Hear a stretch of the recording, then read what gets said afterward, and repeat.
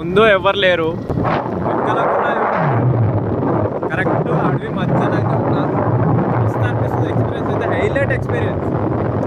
అంటే without petrol, మళ్ళీ petrol గిట్ట చాలా తక్కువ. పెట్రోల్ గిట్ట లేదు, పెట్రోల్ చెప్పాలంటే పెట్రోల్ లేదు. అడవి మధ్యలో ఒక్కనే పోతుంటే మా అక్కి అన్నీ ఎక్స్పీరియన్స్ చేయాలనిపిస్తుంది. ఇప్పుడు పెట్రోల్ అయిపోతే ఏంటి పరిస్థితి ఇట్లా చూసుకోవాలి, తెలియదు. ప్రస్తుతం అయితే అంటే కొంచెం పోవచ్చు, అడవి బయటికి అయితే వెళ్తుంది పెట్రోల్ బంక్ వరకు నాకు తెలిసినంత వరకు. కానీ పెట్రోల్ బంక్ ఓపెన్ ఉందో లేదో తెలియదు, చూడాలి ఇక.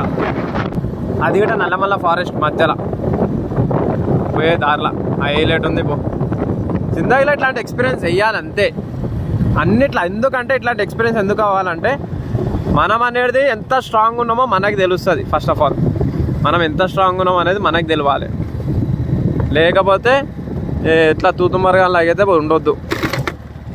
ఎవ్వలేరు. ఇగో చూడండి, కావాలంటే రన్నింగ్ కొడుతున్నా, అన్నీ కొడుతున్నా. ఇగో కొండలు గుట్టలు, ఎవ్వలేరు. వెనకాల ఎవరు లేరు,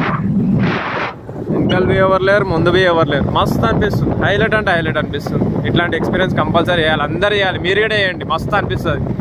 ఒకసారి తెలుస్తుంది మీకు మీరు గట్టోలా కాదా, మీలో దమ్ముందా లేదా అనేది తెలుస్తుంది.